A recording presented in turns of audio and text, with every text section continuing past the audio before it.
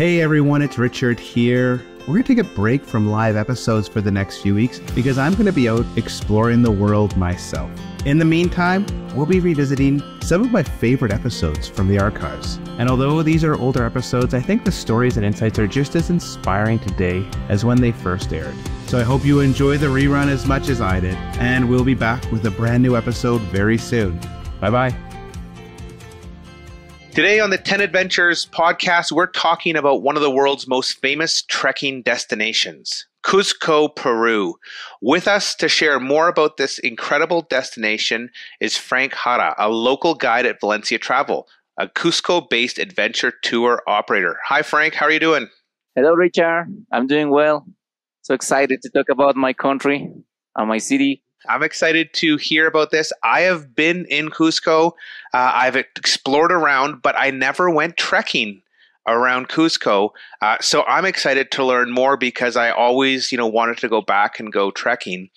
Before we talk about the trekking, for people that don't know much about Peru and Cusco, can you tell us a little bit more about this, about where Cusco is in Peru? Yes, for sure. Cusco, first of all, is my hometown where I was born and raised. So it is nowadays is the former capital city of the Incas, a culture that was developed in the south part of Americas, in South America. We are a city that is located in the south of Peru. No, we have a population of approximately 500,000 people living nowadays, and is located in between the Andes. No. So nowadays we can say that Cusco is the oldest continuously inhabited city in the Americas, and for sure is a UNESCO World Heritage Site.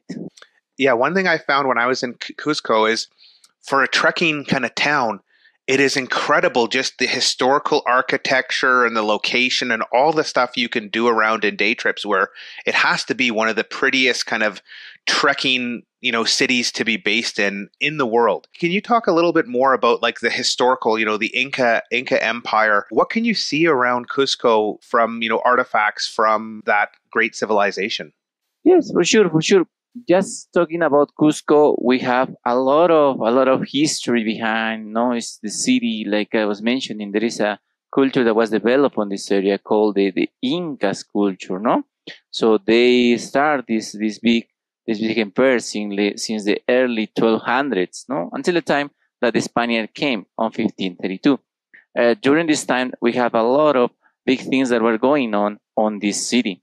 We have Cusco as the capital, as the most important city at that time, was one of the most beautiful ones and the ones that was in charge of the administration of the whole territory. So as a result, we have a lot of Inca temples in the surroundings of the area, or what we call nowadays the historical center of the city. So once you are walking around the city, once you're walking around the city center of Cusco, you will be able to see original Inca walls, original Inca foundations. Of course, nowadays we have a lot of mix between the culture that came with the Spaniards, and you can see colonial houses with beautiful balconies, terracotta roofs. Itself to walk around the city and the town. No, these very nice and near roads to do this stunning places to walk are kind of interesting, and people love it so much. Just go at the main square, the plaza, and enjoy a coffee and talk with the local. It's kind of interesting, and you little by little can feel the magic of this place. No, so Quechua is our native language. So we can say Cusco. Cusco is a Quechua word that means a lot for us. If we translate the word, will be the navel of the world. So Cusco is the center of the world, one of the most important Inca cities that we have. And nowadays it became the capital of the culture and its patrimony for us too. You mentioned the main square in Cusco, and I remember just sitting there drinking coffee or, drinking a beer as the sun set, and it's just, great memories. People often come to Cusco for the trekking, and everyone knows or has heard about the Inca Trail, but what are some other treks that are popular in and around Cusco? Yes. So for sure, Inca Trail is one of the most popular ones. because this one finished, no, at the citadel of Machu Picchu, no, one of the places to visit, no, when you come to Peru and to visit Cusco. But let me tell you that there are other tours that are interesting that show us different things. People that like the landscape, people that like the hikes, people that likes to enjoy the culture of local communities, no, living with them, like sharing part of our culture. So we can talk a little bit about one of my favorite ones, no, that will be like the one that have the nicest views, no, snow cape mountains. That will be Salkantay trek. So that is one of my favorite ones. So Salkantay trek. We have another one that is called the Ausangate trek. We have other one that is one of my faves too, that is called the Lares trek. No, while you're walking, doing this Lares trek, you're able to walk with packs of llamas on the side. You you have the view of very nice lakes and the highlands, and for sure be in contact with these farms, with these animals and local people. No, farmers with the llamas is kind of interesting for us because people love it. No, in general, hikers and trekkers they love this. And for sure, we have another one that is called Choquequirao trek, a trek that takes about 4 days. And the thing is, like after 2 days hiking, you made it to one beautiful archaeological site that is Choquequirao. In my modest opinion, is the second most beautiful after Machu Picchu. So it's a huge complex that have agricultural terraces, original Inca buildings, and the hike itself. You sometimes, while you're walking through this nice sort of range mountain of Apurimac, you are able to see some condors flying, vulture rifles. It helps with the magic to this place. I'm just envisioning, these treks stuck in Canada before, just as travel's reopening. I just would just love to be trekking right now. I want to talk a little bit more about each of them, and I want to start with the Lares trek because you mentioned the llamas. And when I was in Bolivia trekking, I remember once for some reason we could not get donkeys. We were on, way up in kind of the middle of nowhere, and all we could get was llamas to carry all of our gear, and they can only carry 15 or 20 pounds. And so we trekked for a week or 10 days with like 20 llamas, and it was just so cool to have these llamas around us. It really they're really just kind of cute and beautiful animals. But can you tell me a little bit more about the Lares trek, kind of the details? Like, is this a high altitude trek? Is it super hard or long, or what are kind of the basics of this trek? Oh, for sure, for sure. Yes, talking about Lares trek. So this trek pretty much the day starts in Cusco, no, like all the tours that we have in the for adventure, and we go by car to a town that is called Lares. No, in this town of Lares, we are gonna start the tour in a very nice place. I think it's a good way to start the tour because we're gonna start in a hot springs. I like this one already. So hot springs. So we have a very nice breakfast, no? That our cooker prepared a sort of a picnic for us, no? And we start the a pretty nice relaxing morning in these hot springs, and then we start the hike, no? Going to pass to a very nice walk, and we visit one very nice town that is called Wakawasi. No, after like 2 hours walking, no, we're gonna walk to the settlement that is called Wakawasi. On this place, we usually like to. I always tell my travelers, okay, we're gonna have lunch here, and one of the locals always offer to us his backyard. So we are in contact with local people. The ladies are weaving, and for sure they have a pack some llamas right next to it. No, so we can say that this hike Lares trek is kind of moderate. No, it's not like a very high level. And second day, we're gonna reach a pass that is over 4,260 meters above sea level, which is like 13,092 feet, no? Which is a pass between two snow-capped mountains called Sawasirai and Pitusirai. So when you are on this pass, you are able to touch these snow caps with your hands. It's like amazing view, and it's like you are there. No, of course, the elevation you feel a little bit cold. I know for you, Canada is not cold, but We can feel we can feel it in Peru, and travelers are not used to this, but it's kind of interesting. After we do this pass, we go down. We see a very nice lake, no, like Mantanay. So this Mantanay lake gives give travelers a nice view of the area of the highland. Llamas can only carry like 30 kilos, right? Oh, is it that much? Because when we did it, I think we had a maximum of 20 pounds. So I know with donkeys they can carry a ton, and so we just had little bags on each, and we that's why we needed so many. But I'll be honest, our guides did not know how to handle the llamas, so I'm not surprised they got it wrong. Yeah. So if you put an extra kilo on the llama is gonna lay down and it's not gonna move. And they are so smart. No. So continue our trek. So we're gonna pass through a natural private reserve that we have there that protect one native tree that is called the Keunia. No, Keunia is a sort of scientific name is Polylepis incana. This is a native tree that grows over 2,500 to 3,000 meters. No, and let me tell you that to see this sort of forest of these native trees gives a special charm to the walk. Last day, we're going to finish in one town of the Sacred Valley called Yanawara, no? Where we have our nice lunch, we enjoy the day, just relaxing, no? Elevation is lower, so we should be there around 2,400 to 2,800 meters, no? Which is like 8,000 to 9,000 feet. And then after that, we take our train, and we're going to Machu Picchu. So 3 days walking, and day 4 we have a full day to enjoy Machu Picchu. And then on the last track, do people stay in tents, or are there guest houses, or they stay with families? Our campings are we always use tents, no? So to transport all the equipment, to take all of our food, no, our cooker, we have a horseman, no, with an assistant.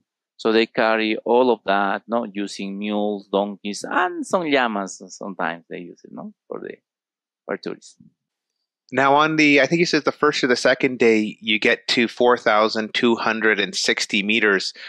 Obviously, that's high elevation, especially for most of us that come from lower elevations. I know when I was in Cusco, Cusco itself is pretty high. It's around 3,400 meters.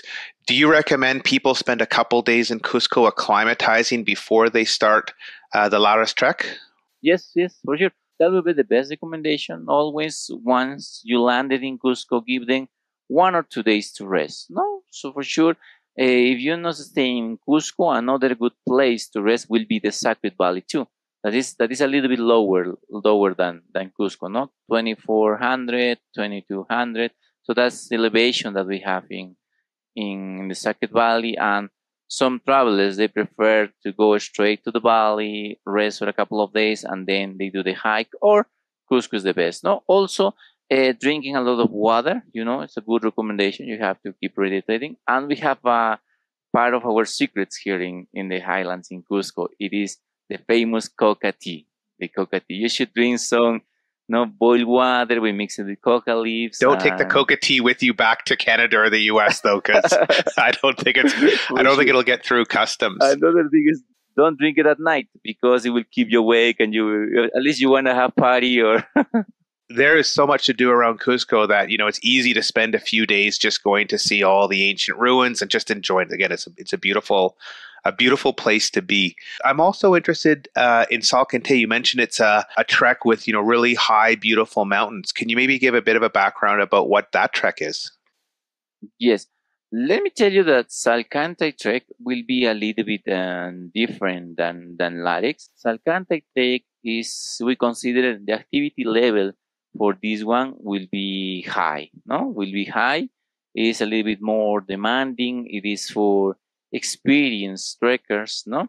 And usually doing this Salkantay trek will take us approximately 4 days hike. As usual, no, day 1 we go from Cusco, no, after an early morning, no. So for the hikes, we are early birds, so we go for early mornings around 4-5 a.m. is when usually start the day. We have a ride for about 4 hours. We go to this beautiful place that is called Mollepata. and then we start the hike in one point that is called Soraipampa. Now, once you start the hike in this little town called Soraipampa, you're gonna be approximately 3,700 meters above sea level. So that's the place where we start the hike. Then we have beautiful views of this snow-capped mountain. You know that Salkantay is over 6,260 meters above sea level. So one of the paths that we reach, no, to be close by to this mountain is gonna be pretty much close by to 4,650 meters. So it's like that is high. No, it's the pass. So, but from those pass, you're pretty much since day 1, 2, and 3, you are walking around this beautiful snow-capped mountain called Salkantay, no? So we sleep again in tents. We have our specialists. No, I like to call them chefs because they do amazing things on our campsites. We use horsemen too, no, with mules and donkeys to transport all the equipment. And for sure, the landscape is amazing. A little bit cold sometimes because of the elevation. And during the day, it's quite nice, no, just to be right next to the mountains and with the view on the back of this snow-capped mountain that is called Salkantay. And for sure, you have amazing photos. People that like photography, scenery, and just relaxing, disconnect themselves is kind of the place to be, no, walking. Also, not just to mention, day 3 and 4 is like heading down. We're heading down, and let me tell you that on day 3 we reach what we call the cloud forest. So day 3 of the hike, we're gonna be getting lower in elevation. So one of our campsites called Chayacancha is 2,600 meters approximately, and in this place we're cloud forest, so everything turns green, no, and because we're getting closer to Machu Picchu. So therefore, we visit one very nice archaeological site, small, called Llactapata. It's like this the little town with terraces. It's quite beautiful. And then we finish our hike in one place called it's a train station where the hydroelectric is located. No? The power station of Machu Picchu is located there. And then next day we go from there to, and in the afternoon we go from the power station to Machu Picchu, to the town of Aguascalientes town. You might remember that little touristic town, no? Or Aguascalientes or Hot Springs town. And then next day we have a full day tour in Machu Picchu, no? So this is one of the nicest treks that we have too, no? And it's becoming very popular, and for sure, not to be in this elevation is a little bit challenging for travelers. By little, chewing some coca leaves and forgetting about the elevation and enjoying the scenery, for sure. At the end, it's enjoyable, no? And it's challenging sometimes, no? Especially day 2 is a little bit challenging for travelers, no? But at the end, you can do it. We've talked twice about, ending up at Machu Picchu. Let's talk about Inca Trail. I think this is, probably maybe after Everest Base Camp, probably the second best known trek on Earth. It might even be more well known than Everest Base Camp, where Everest Base Camp has beautiful views. Inca Trail combines beautiful views with obviously all the history. A lot of people just take the train from Aguascalientes up to the Inca Trail, but if you want to walk it, what's that trail like? Oh, I've been doing that trail many times. Every single time I do it, I enjoy. I am part of I like to contact with the nature. I like to contact with people, and for sure, no, it's one of my faves. Let me tell you, and the Inca Trail, the experience, one thing that you should do once in a lifetime. If you love hike, if you love trek around the world, that's the place you should come. Day 1, we start again from Cusco or the Sacred Valley. We go to the kilometer 82. No, that is the kilometer 82. We said is where the rail line goes. No, the people that take the trains, they will take the train, and the kilometer 82 of the railway is where we start our hike. No, it's in a little town called Piscacucho. Of course, for the Inca Trail, we need special permits. No, we need to book in advance, no, with the Minister of Culture, with the Minister of Environment. No, later we can talk about it. But at the beginning, we start in this checkpoint of the kilometer 82, and the elevation there is around 2,600 meters above sea level. And we're gonna go all the way to the mountain. So at the half day in the morning, we're gonna be walking right next to the Vilcamayo River, or Vilcanota, or we call it the Sacred River, that it comes from the Sacred Valley. And we go to one of our campsites that is called Ayapata. No? That campsite will be about 3,350 meters. I like to call the day one like the training day, no, because it's the day that where the hikers will start feeling their pace, no, they see the adventure. And this day we pass through little communities. One of these towns is called Llactapata, no, Miscay, and in this place you are able to be in contact with local people, how they live, how they are. And for this hike, we use our friends, the porters. No, our friends, the porters, I like to call the chaskis because they are runners, but our friend, the porters, are the ones that are going to carry in their bags all the equipment that we're going to need for the kayak. No, they can carry with them only 25 kilos, no, because of the regulations of the laws that we have. That's still that's still 25 kilos is a very heavy pack. So Yes, yes. I wouldn't say only 25 kilos. They're working hard, especially when it gets up high. Yeah, it's a heavy pack, and for sure, I like to ask the hikers, "Do you want to do the Porter's Challenge?" And they put one of these heavy backpacks on their bags, and they feel it, no, what our friends are carrying. No? See, also, depending on how many hikers we have, so the company works with number of porters for this hike, and for sure they are very friendly, they are happy, they're always running all the time. But like I mentioned, day one is like a training day. No, day one is like when you walk into this community, you see the ladies selling. You hear about chicha, this fermented corn beer? Oh yeah. So these ladies on these little stuffs are selling this chicha to the porters because they like to drink something, no? What they're going. So it's more a refreshing drink. It's not like to get drunk, but porters drink that to relax and keep walking. And this day, no, day one, we're able to see one of my favorite places in this hike that is called Llactapata. No, Llactapata is a little bit town with terraces, and we have the chance doing these hikes to see this place from a lookout point that is over a mountain. And once you're walking, suddenly in front of you appears this very nice, the very nice archaeological terraces, and everybody's like, "Wow, they won! And we already see this." And I told them, "No, oh, we're in Machu Picchu already," and they are, "No, no, no, almost there." But imagine if they won, you can see this archaeological site. What you're gonna expect next days, no?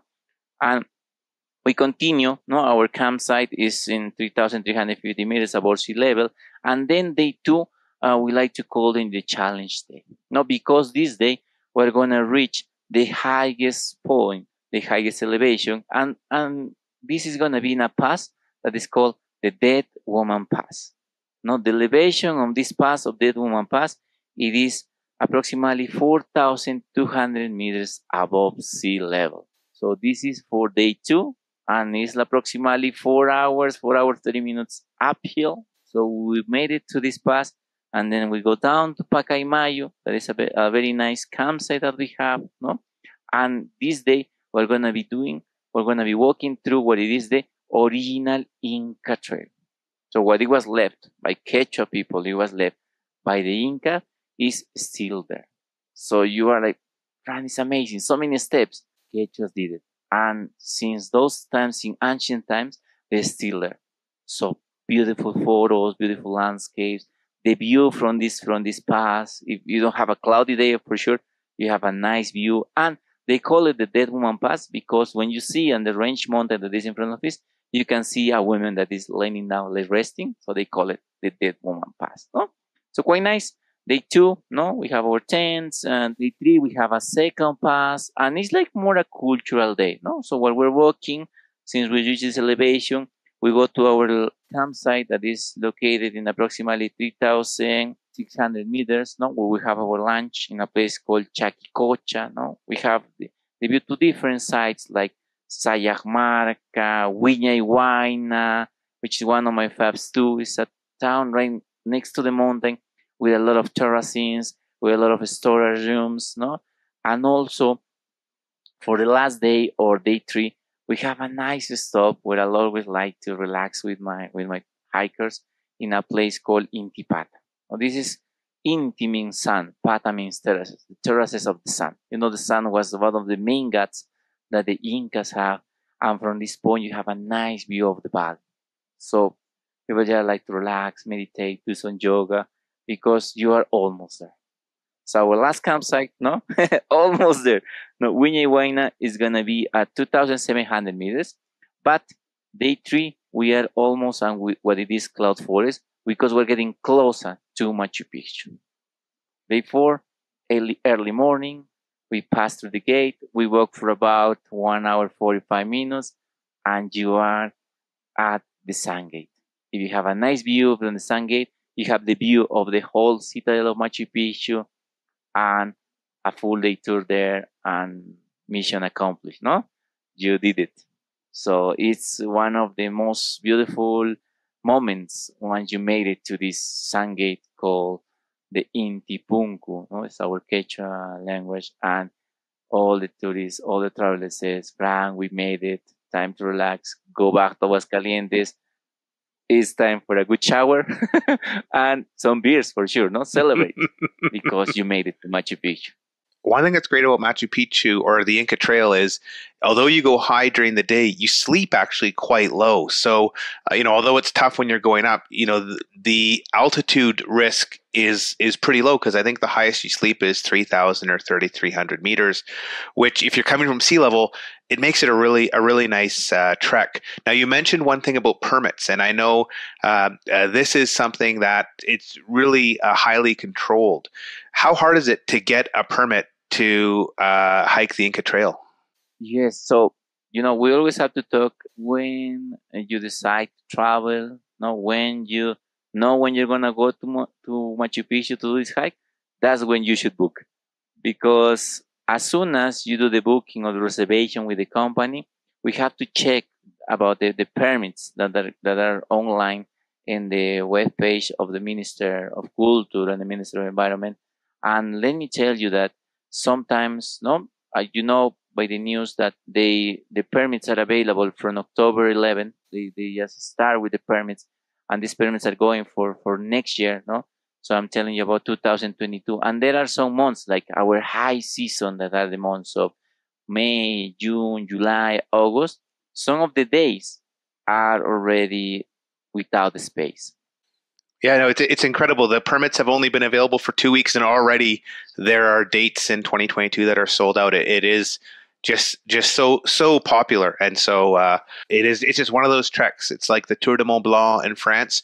When you know you want to do it, get booking, because the Tour de Mont Blanc, if you want to go in the summer, it's usually booked up, 6 or 7 months in advance because it's just so popular and there's so few places to stay. So the Inca Trail is like that. We are still able to manage that, no? So sometimes you check one day, we can do it one day ahead, 1 week ahead. So we can work on that. So you know that per day there are 500 spaces available. But the thing is, this 500 is not just the hikers, it's not just the trekkers. So it is gonna be all the travelers, all the people that are going into the hike. I mean, that will be plus the tour guides, plus our friends, supporters, and always, no, the numbers are going like down, down, down all the time. And sometimes, no, there are travelers that couldn't make it time, so they have to change for another date, so change for the next date. So it's quite hard. It's very popular, but for sure, at the end, if you made it, if you go and do the hike, you will enjoy it. And really good advice. Get your Inca Trail permits before you book your flights, because you're right. The dates you want may not be there, but go in 3 or 4 days earlier or a week later. If you're flexible, you can usually find something. There's 2 more treks we haven't talked about: Osangate and Chocaquero. Let's talk about Osangate, because this one, from what I understand, goes past the famous Rainbow Mountain. Yes, yes, yes. Rainbow Mountain is getting popular since it's like an attraction that a lot of hikers wanna go because the photos, Instagram made it popular, no, the social media.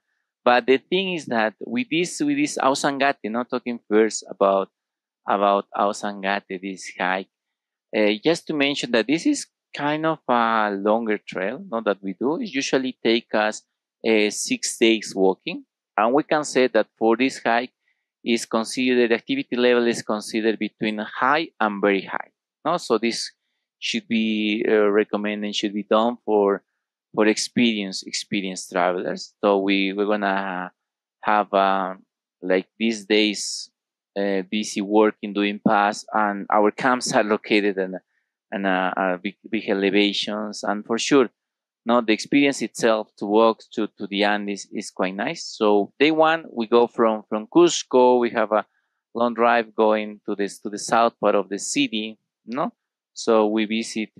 We start in one very nice little community, little town over there that is called Upis. No, where we set up all our staff to walk. We give all our equipment to the horseman, and we start the hike. No, so in this point you're gonna be walking. You're gonna pass through certain points that are have the elevation of 4,350 meters. No, so that's where the town of Upis is, the elevation that is located, and where we start. So on day one, you're gonna be walking from this community town.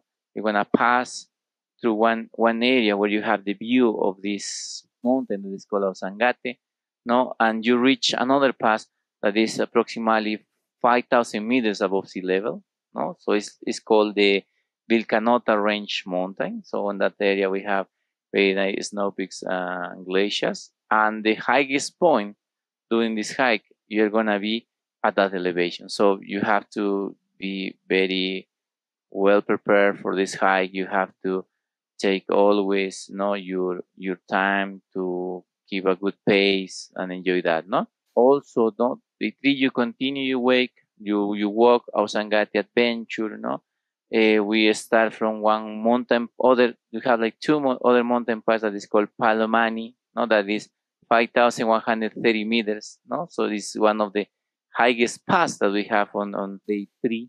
No, so you reach the pass and you are right there next to the mountain.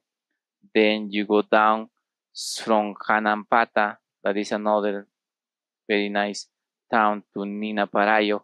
And that is the interesting thing. After this, while you're doing your hike, you made it all the way to the Rainbow Mountain. So it's like the Rainbow Mountain, the place where travelers like to take the photos, is located at 5,200 meters above sea level, and it's like you on that day you made it to that point. You take your photo with that. Of course, nowadays it's like a little bit crowded with people. But for us that we do the hike, I like to go with my hikers always early in the morning, so we can make it before everybody, all the people that comes to Cusco made it. And you have the photo of the Rainbow Mountain, and then you continue your walk. You pass through what we call the Red Valley. It's a valley like full with red color, and it's quite interesting to walk around that area. And then at the end, you after you visit the Rainbow Mountain and all of that, you continue your way to one place where it's gonna be the finish of our hike on day 6, in a place called Pachanta. No, it's where the trail ends. It's a little bit town. No, people lives there in like little communities. There are farmers mostly. They raise their llamas. They raise their alpacas. No, it's like in their backyard they have a pack of llamas, pack of alpacas, and we finish there. We take some photos, and then we go by car back to Cusco, the Sacred Valley, and then last day we are going to Machu Picchu by train, right? So this is one of the most challenging ones because of the elevation that we reach during the hike.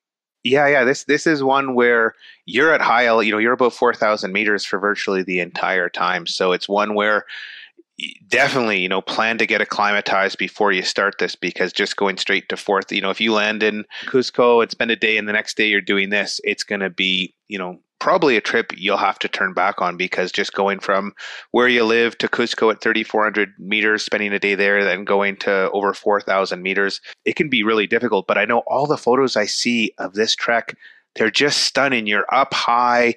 It just seems really wild and beautiful. It seems just like a spectacular trek if you like the high mountains. photos are the best. No, if we have a very nice, cold night but a clear sky, you are able to see the Milky Way. And for people that just like to have a coffee and take some photos, there are travelers that like these photo shoot at night, so you're able to see the Milky Way. Of course, no lights there, and also there are beautiful lakes there where you just can relax. And for sure, in general, no, if you do the Ausangate, you are an Ironman. You can do whatever you want around the mountains of Cusco. And most of the travelers and guides that we do this, we like respect #respect to these hikers, because they know what they do. And sometimes it happens to me. No, let me tell you something that happened before COVID, like 2 years ago, when I was doing this Ausangate. Like, we were like, oh,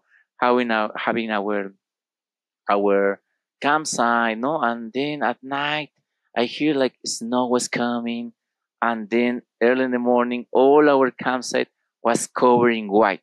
So you will be like, oh, it's cold, but at the same time, so amazing to see all this view of your campsite. So you are like connected with the mountain, with the snow cape mountain of Ausangati, and all of that was white. And it was like, I have one of the most beautiful photos of this mountain that day. And for sure, no, just stay there and you knock your tent and snow is coming down, and it's like quite cool experience. Yeah, definitely. I know lots of people think, "Oh, I'm going to Peru. It's a warm country. I'm not going to carry, my warm coat, but take your super winter down coat because when you're at altitude, it's definitely chilly."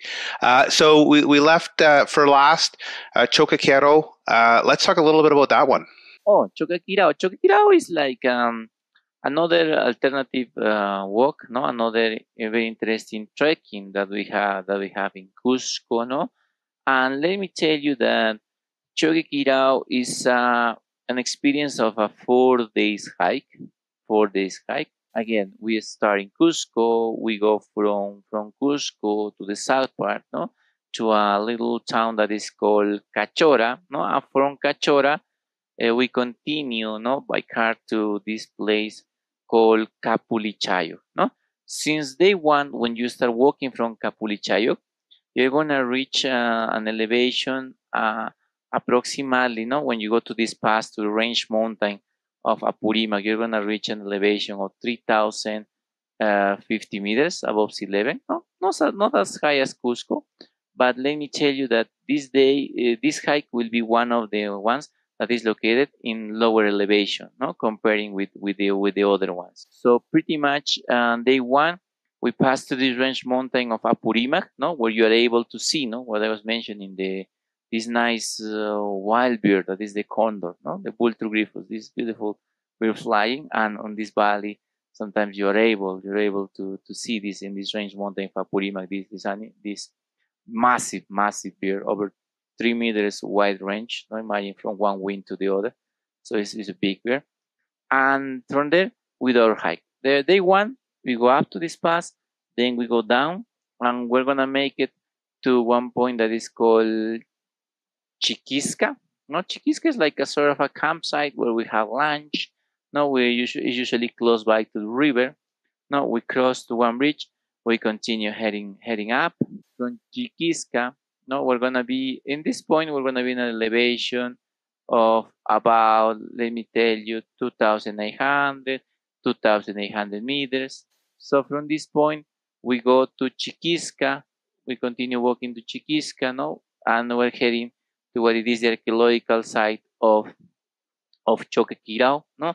Let me tell you that it's a little bit bigger than Machu Picchu itself. So it's quite big archaeological place, no, that is being restored from the last 10 years. It's been, I remember when I was in college, I went like 20 years ago there, and it was like all covered by the forest. But nowadays it's very well restored, very well cleaned. No, there are a lot of terraces and wildlife there too. No, once you are getting into this area that is part of the cloud forest, in the areas of the community of Santa Rosa or Marampata, no, you're able to see some bromeliads, orchids, no, the typical forest from the cloud forest. No, you see some bamboo. No, so you visit the campsite, and our campsite is like very very close by to the ecological site. The elevation there is like 3,103 meters. We consider the activity level for this hike like hike.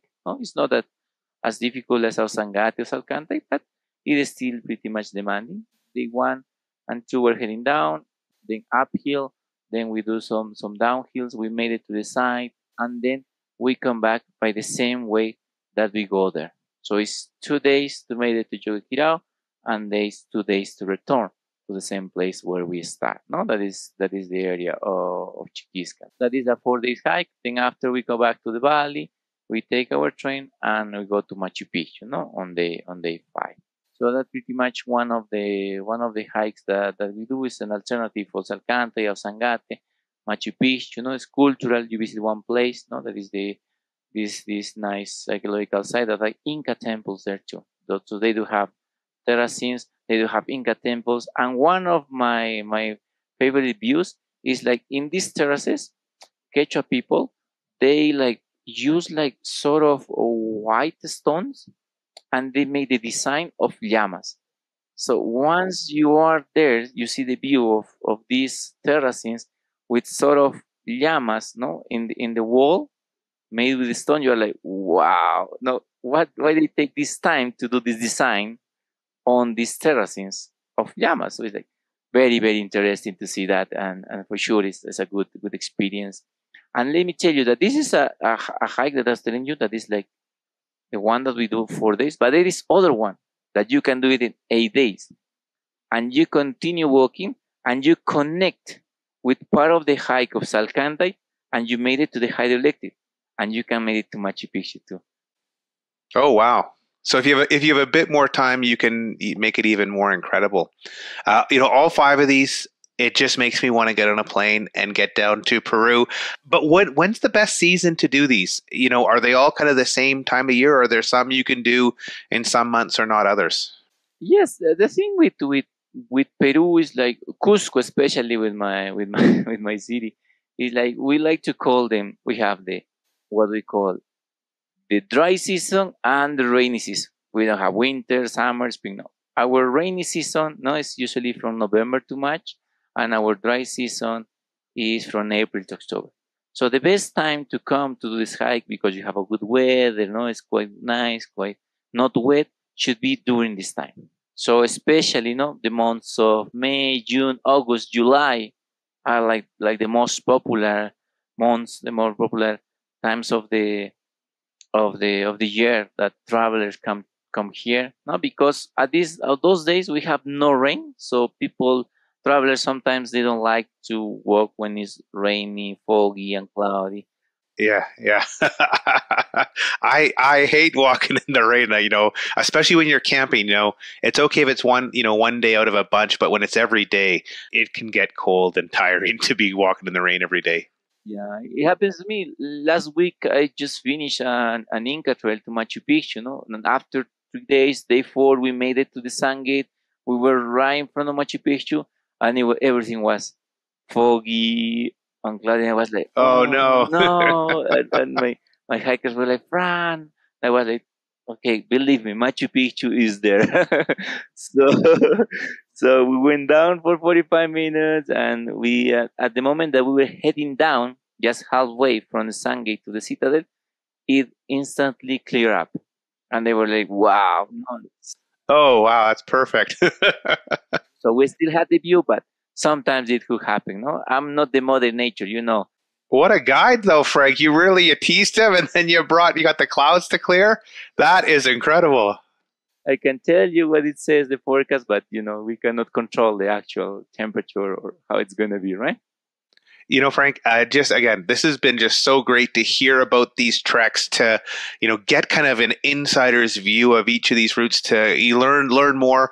If you're, a beginner trekker, there's trails. If you're a hardcore trekker that wants high altitude and remoteness, and there's options there. So I really appreciate, you've taken all of these guidebooks and put them into 40 minutes for us. So thanks for being available and coming on the 10 Adventures podcast. I really appreciate it. Richard, for me it was a pleasure. I enjoy this time too. And you're more than welcome. Remember, Peru, Cusco, and the mountains are waiting for you with our open arms. So you're gonna have a good time as a result. I can't wait. It's so high on my bucket list for when travel comes back. I'm going to put links to all the treks Frank discussed, and I urge people just have a look at these because really, when you see the photos, it's just really spectacular. You know what these options are, and you know if you just want to do a week or 10 days, it's one of the few places in North America where you can kind of do a beautiful high altitude trek without needing to take 2 or 3 weeks off. So once again, Frank, thanks for being the podcast. It was a pleasure having you, and I look forward to connecting again. Hopefully next time, sharing a beer in Cusco. Yeah, for me it was a pleasure. Thank you, Richard. All right, bye bye. Bye bye.